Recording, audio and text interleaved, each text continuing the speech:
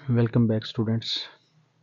अब हम लोग metal carbonyl and metal nitrosyl का जो सेकंड लास्ट टॉपिक है वो कवर करने जा रहे हैं। तो इससे पहले हम लोगों ने डिटेल के अंदर चैप्टर को पढ़ लिया है। अब वो सारे इस चैप्टर को हम लोगों ने अप्लाई करना है एक कंपाउंड के ऊपर, वो है नाइट्रोसो फेरस सल्फेट, या जिसको हम लोग फेरस सल्फेट .NO लिख देते हैं। ये एक इम्पॉर्टेंट रीजेंट है जिसको हम लोग देखेंगे ये किस काम आता है, लेकिन इसकी कुछ physical properties and chemical properties हम लोग यहाँ पे देखने वाले हैं। Nitroferrous sulphate is coordination compound in which ferrous ion, ठीक है ना, +2 वाला ion is complex with nitric oxide ligand. Fe+2 को क्या बोला जाता है? फेरस, FeRROUS, एंड में क्या आता है? अस। Fe+3 होगा तो ये क्या होगा? फेरिक, हायर ऑक्सीडेशन स्टेट वाला। तो ये Fe+2 जो है इसमें है, क्योंकि सल्फेट में -2, इस पे +2। यानी कि जब हम लोग आयरन सल्फेट को NO के साथ ट्रीट करते हैं तो ये देखा गया है कि एक NO का मॉलिक्यूल इसके साथ जाकर चिपक जाता है, यानी कि आयरन को कोऑर्डिनेट कर लेता है। It is also called as ferrous nitrosyl sulphate. इसका फिर नाम क्या रखते जाता है? Ferrous nitrosyl sulphate.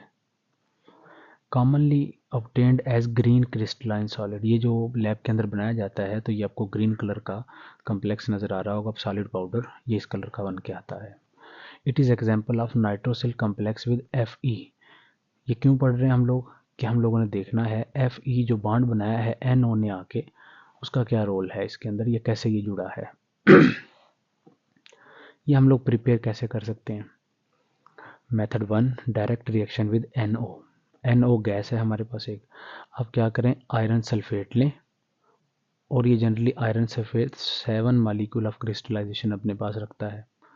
इसको जब NO के साथ ट्रीट किया जाएगा तो एक लाइगेंड जाके इसके साथ जुड़ जाएगी और 6 वाटर मॉलिक्यूल्स रिमूव हो जाएंगे, और एक फिर भी इसके साथ जुड़ा रहता है। वो शो करें ना करें वो कोई इशू नहीं। जैसे ये शो किया, वो इसमें वाटर का बिल्कुल जिक्र नहीं है, तो कोई इशू नहीं है इसमें, ठीक है। वाटर अंडरस्टूड होता है कि ओपन एटमॉस्फेयर में रखा है तो मॉइस्चर उसमें जज़ब हो ही जाएगी।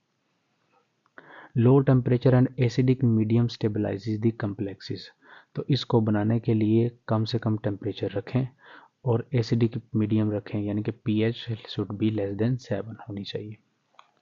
तो इससे आपको जो क्रिस्टल्स बन के आएंगे ये फेरस सल्फेट .NO के, वो ग्रीन कलर के होंगे। दूसरा मेथड क्या है? From ferrous sulphate and sodium nitrite, ये नाइट्राइट है। आयरन सल्फेट लें आप, NaNO2 ले लें, सोडियम नाइट्राइट, और उसमें सल्फ्यूरिक एसिड डाल दें एसिडिक मीडियम के तौर पे। तो आप देखेंगे कि ये फिर भी आपके पास आयरन सल्फेट .NO बनेगा, और बाकी ये जो सोडियम बाईसल्फेट एंड वाटर है ये रिमूव हो जाएगा।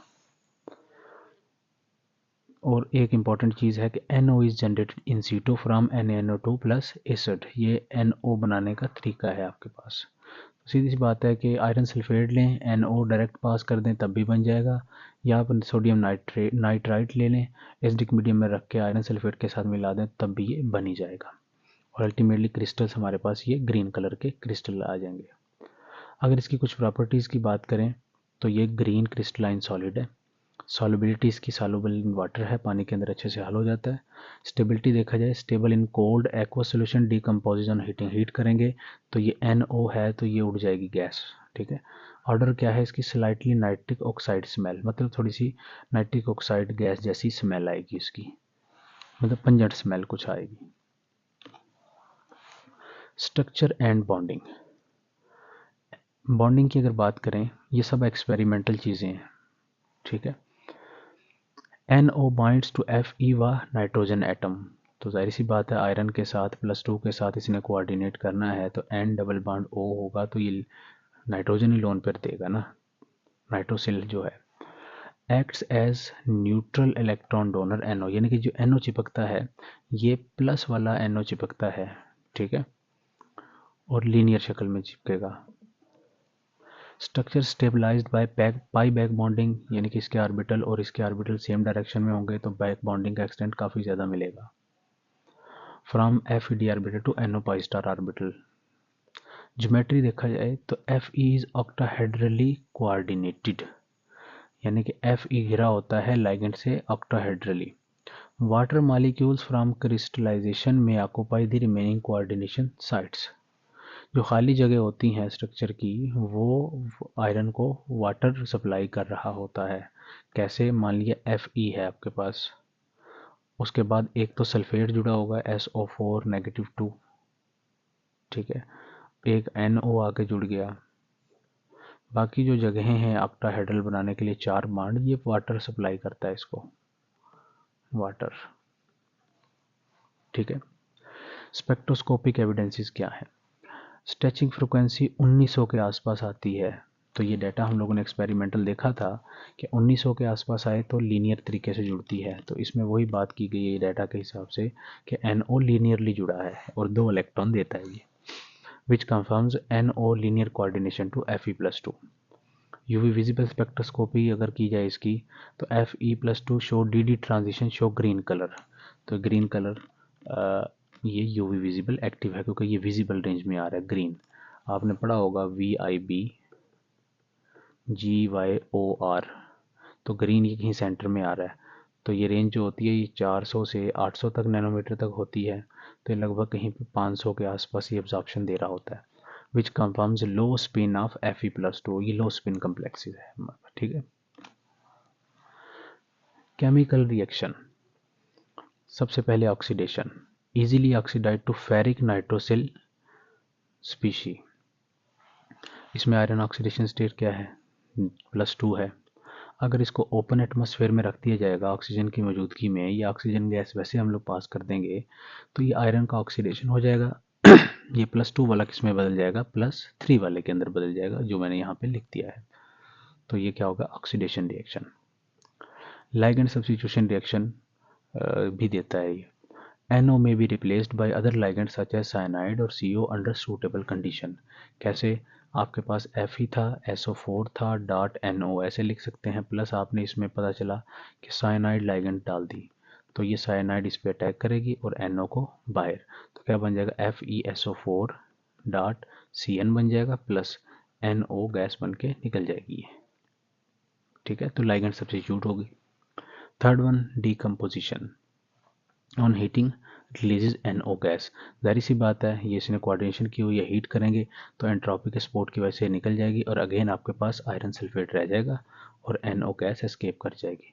तो इसीलिए यहाँ पे पॉइंट लिखा था मैंने कि stable in cold situations, temperature देते जाएंगे NO4 ही निकल जाएगी।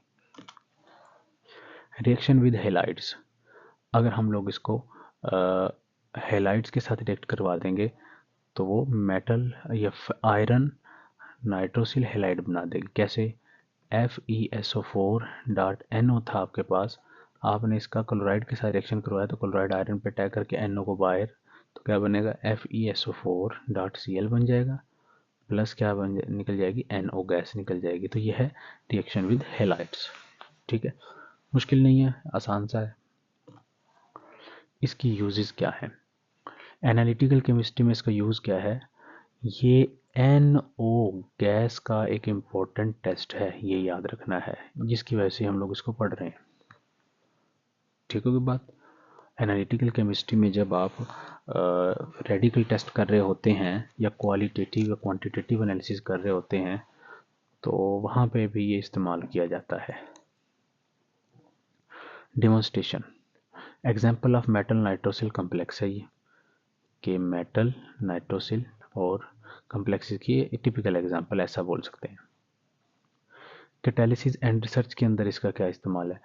It is model for studying NO binding in haem proteins. जो हमारे जानदार हैं उनकी जो प्रोटीन्स होती हैं उन वो बड़ा एक जॉइंट स्ट्रक्चर होता है अमाइनो एसिड से बना हुआ, तो NO उसके अंदर देखने के लिए इस्तेमाल होती है कि कहीं पे फ्रैक्चरिंग तो नहीं है उसके अंदर, ठीक है। तो प्रोटीन के अंदर अगर उनका स्ट्रक्चर डिस्ट्रॉयड है या ख़राब है तो वो चेक करने के लिए कि कहाँ पे ये खराबी है, कहाँ से डिसअसेंबल हुआ तो NO का इस्तेमाल किया जाता है। Comparison with other nitrosyl complexes, ठीक है। यहाँ पे मैंने कुछ एग्जांपल ली हैं जिसके अंदर 3 कम्प्लेक्सेस को कंपेयर किया है। ये वाला, ये वाला, ये वाला, ये है आपके पास आयरन सल्फेट और साथ में NO जुड़ा हुआ है जिसकी बात कर रहे हैं। आयरन एक NO जुड़ा हुआ है, एक CO4 जुड़ा हुआ है, एक आयरन साइनाइड और NO जुड़ा हुआ है, तो -2 चार्ज। इसको नाइट्रोप्रोसाइड, इसको हम लोग नाइट्रोसोफेरस सल्फेट बोलते हैं। ये तीनों का कंपैरिजन किया है हम लोगों ने। लाइगेंड, इसके अंदर एक NO लाइगेंड है, वाटर या सल्फेट मिल जाता है यहाँ पे, ठीक है। इसके अंदर NO लाइगेंड है, CO लाइगेंड है, इसके अंदर साइनाइड लाइगेंड है और NO लाइगेंड है। ये इन्हीं को देख के हम लोग बता रहे हैं। ये आप खुद से भी एग्जांपल लिख सकते हैं कोई और। NO की ज्योमेट्री क्या है, यहाँ पे लीनियरली जुड़ा है, यहाँ पे भी लीनियर जुड़ा है और यहाँ पे भी लीनियर जुड़ा है। ये आपने बस याद रखना है। आपके कोर्स के अंदर जो दो कंपाउंड हैं, एक ये वाला, एक नाइट्रोप्रोसाइड, इन दोनों में लीनियरली जुड़ता है NO। ऑक्सीडेशन स्टेट की बात की जाए तो ये यहाँ पे +2 है मेटल की, और यहाँ पे 0 है और यहाँ पे +2 है, ठीक है ना। आयरन +2 ऑक्सीडेशन स्टेट में है और यहाँ पे भी +2 के अंदर है, यहाँ 0 ऑक्सीडेशन स्टेट के अंदर है। स्टेबिलिटी सबसे ज़्यादा हाई इसकी है क्योंकि मेटल के ऊपर चार्ज 0 है, इसके ऊपर +2 है अनस्टेबल, और ये बहुत ज़्यादा स्टेबल है आपके पास, मतलब ये नाइट्रोप्रोसाइड। अब स्टेबिलिटी ऐसे नहीं देखना आपने चार्जेस से, ये तो वैसे लॉजिक दे दी जाती है। स्टेबिलिटी हमें पता चलता है इलेक्ट्रॉन काउंट से या उसकी फिजिकल स्टेट से। मान लिया लैब के अंदर रिएक्शन करवाया आपने और रिएक्शन करने से आपके पास प्रोडक्ट बन गई, और प्रोडक्ट जो बनी है वो स्टेबल भी है, तो आप मानेंगे कि इसके अंदर कुछ ना कुछ ऐसा स्टेबिलिटी क्राइटेरिया है जो एक्सप्लोर करना चाहिए। फिर वो लेकिन इलेक्ट्रॉन रूल निकल के आता है, ऑक्टेट रूल निकल के आता है, या लाइगेंड का सपोर्ट निकल के आता है, वो सब हम लोग बाद में करते हैं, ठीक है ना। अब इसके नेक्स्ट लेक्चर के अंदर हम लोग इसमें इलेक्ट्रॉन काउंट देखेंगे, ठीक है।